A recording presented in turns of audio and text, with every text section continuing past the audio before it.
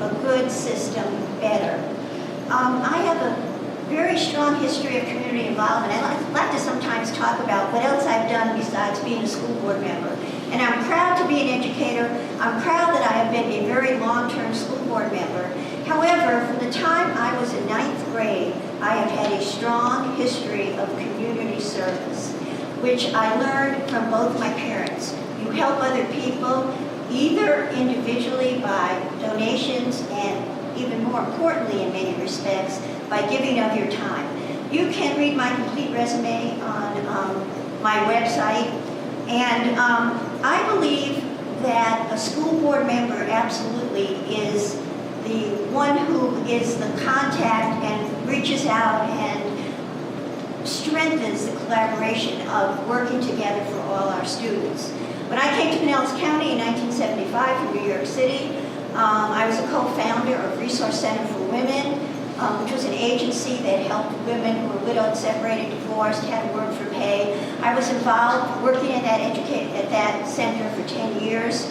I was an unpaid My View columnist for 2 years at the St. Pete Times and wrote about 15 columns. I also have actually led many coalition efforts.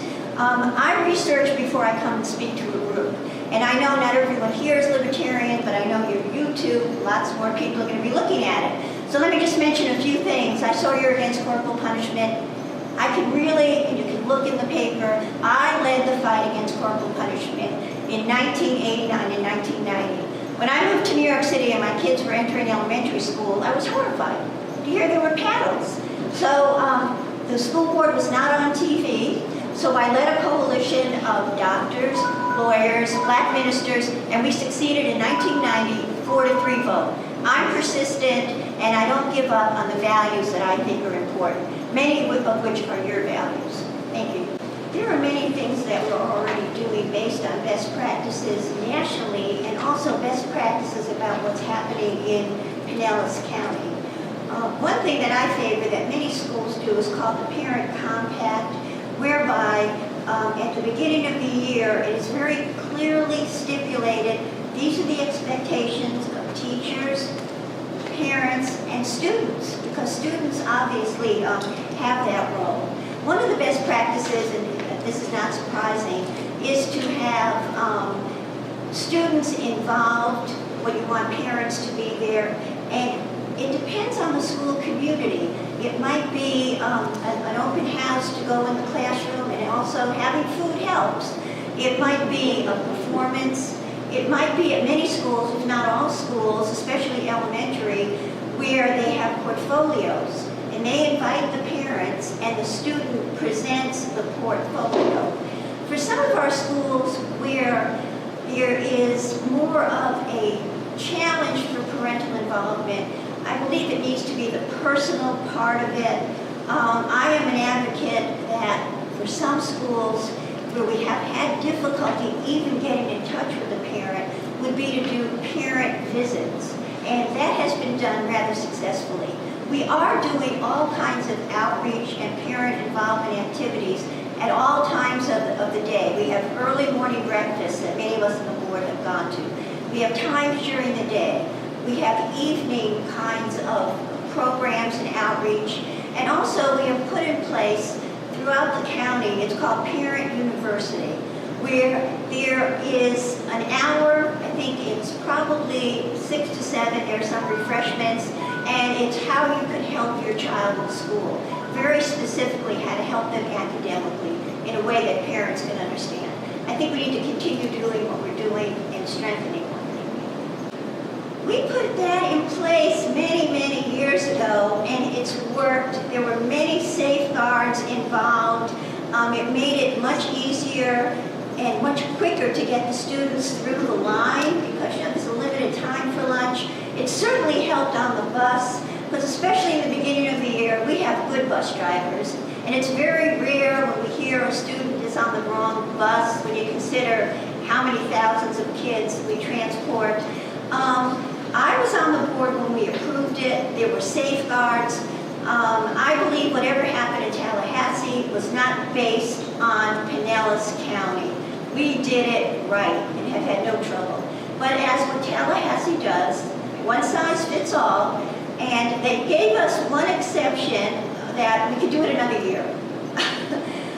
So I think it's just part of what I believe in, that we have to have more local decision-making by the district, by our educators, by our parents, and let Tallahassee stay out of it for the most part, because they have given us so many regulations that don't make sense, that keep us from doing what we need to do in helping students. So I think it's even really a bigger issue.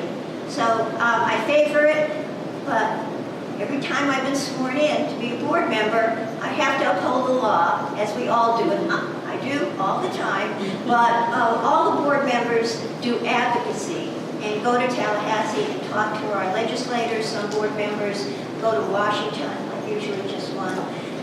And basically, we have been very active in advocacy for what's doing best for kids.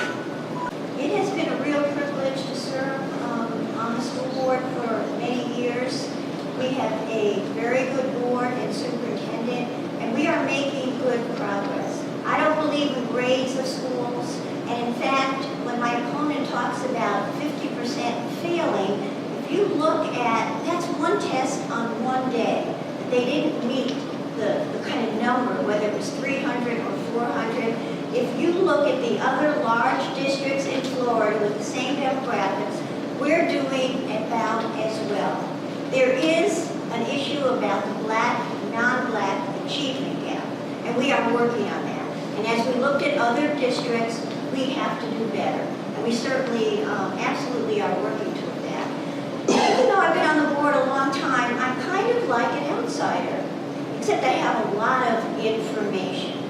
From the very beginning, I would be persistent, I would speak out, and I have always believed one that has to be, as a board member, transparent and be sure the board and the district is accessible and open and gives a clear understanding of what we're about. When I came on the board, there were no night meetings. 4 years it took me to say, our employees can't come. People who work during the day cannot come. I'm the first person that said we have to have safety and support for all our students, including our gay students. That's not even an issue anymore. Right now, I'm speaking out about we have too much testing. And some of the testing is what Pinellas County Schools is doing. And my fellow board members, we've all agreed, and we gave direction to the superintendent that he is following, that cut down the mandated tests of the district. Let our teachers teach and our students learn. It's a good time up in Pinellas County Schools. I've done a good job, and I want to continue